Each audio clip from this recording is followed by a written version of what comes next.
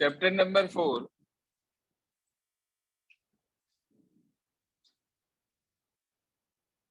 Exercise number 4.2 तक हम लोग कवर कर चुके हैं। इससे पहले कॉपी में हेडिंग डाल लें आप। नेक्स्ट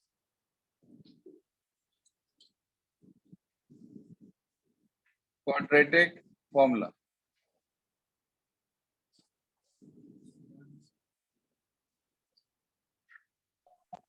जब कभी हमारे पास कोई भी क्वाड्रेटिक इक्वेशन आए और वो फैक्टराइजेशन मेथड से यदि सॉल्व नहीं हो पा रही है, यानी कि उसके फैक्टर्स यदि नहीं बन पा रहे हैं, तो आप उस केस में उसके अंदर क्वाड्रेटिक फॉर्मूला मेथड लगाएंगे। क्या होता है क्वाड्रेटिक फॉर्मूला में, सुनिए ध्यान से। मान लीजिए आपके पास एक इक्वेशन है ax² plus bx plus c equal to 0, जहां पर a 0 नहीं होना चाहिए। ये आपके पास एक क्वाड्रेटिक इक्वेशन है और आपसे कहा गया कि इसको सॉल्व करके x की वैल्यू निकालनी है। आपने देखा इसके फैक्टर नहीं बन रहे, तो आप इसके अंदर सबसे पहले d निकाल लेंगे। d कहलाता है डिस्क्रिमिनेंट। क्या कहलाता है? d discriminant. d का फॉर्मूला हमारे पास होता है मेरे बच्चे b² minus 4ac। b² minus 4ac। ये d जो है ये बताता है कि इक्वेशन के जो रूट्स हमारे पास निकलेंगे वो कैसे होंगे।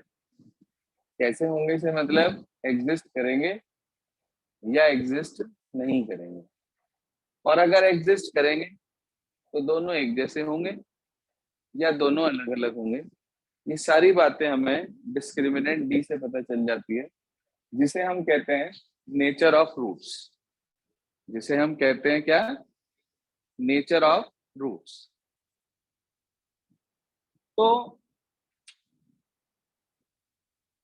b निकालने के बाद जब आप x फाइंड आउट करते हैं मेरे बच्चे, उसका फॉर्मूला होता है -b plus minus √d upon 2a।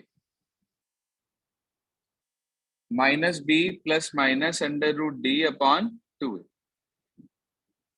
कुछ बुक्स में या कुछ टीचर्स यहाँ पर b² माइनस 4ac ही लिखवाते हैं। बात एक ही है, वो आपने d पहले कैलकुलेट करना है या आप डायरेक्ट b² माइनस 4ac फॉर्मूले में लिख लें और तब कैलकुलेशन कर लें। पहले निकालने का बेनिफिट क्या रहेगा? हमें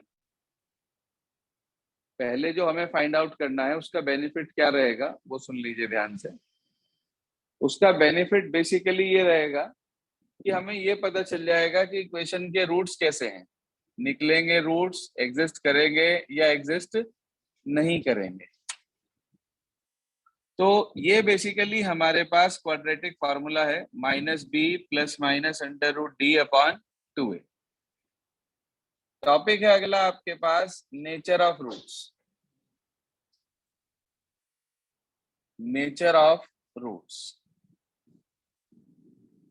वही बात जो मैं आपसे अभी कह रहा हूं कि इक्वेशन के रूट एग्जिस्ट करेंगे या एग्जिस्ट नहीं करेंगे, इस चीज को बोलते हैं नेचर ऑफ रूट्स। क्वेश्चन आता है, इक्वेशन देकर कई बार वो हमारे से ये कह देता है कि comment upon the nature of roots. Nature of roots के ऊपर कमेंट करिए, यानी कि आप ये बताइए कि इसके रूट्स किस तरह के होंगे। ठीक है,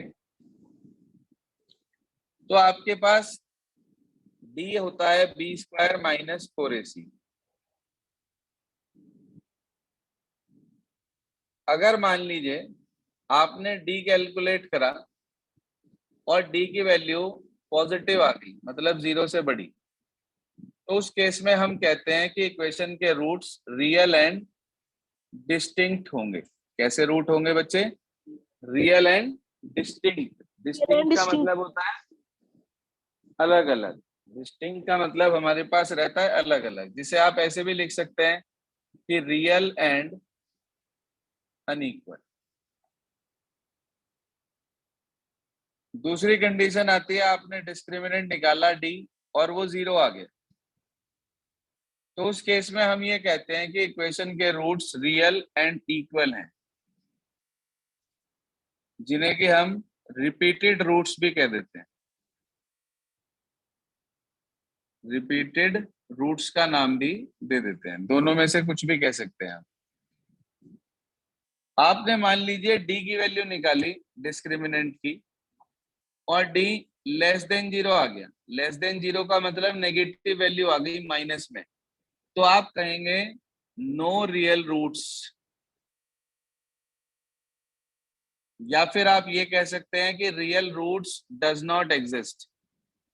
real roots does not exist, यानी कि उस केस में आपको डी निकाल के सिर्फ इतना लिखना है और काम खत्म। या ये कह सकते हैं कि रूट्स आर इमेजिनरी।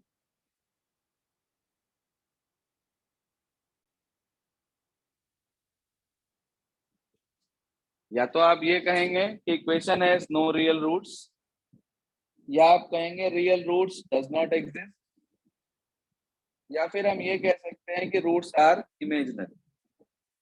चौथी और लास्ट एक और कंडीशन इसमें हमारे पास है। कई बार वो क्वेश्चन में ये कह देता है कि फाइंड द वैल्यू ऑफ के फॉर रियल रूट्स, ये कंडीशन लिख देता है। तो याद रखना रियल रूट की कंडीशन होती है D greater than equal to 0। क्या कंडीशन होती है? D greater than equals to 0 means D 0 या फिर 0 से बड़ा, दोनों एक साथ अप्लाई करेंगे आप इसके अंदर। तो ये 4 कंडीशंस हमारे पास हैं जो हमें याद रखनी है नेचर ऑफ रूट्स के लिए। इसे नोट कर ले अपने पास।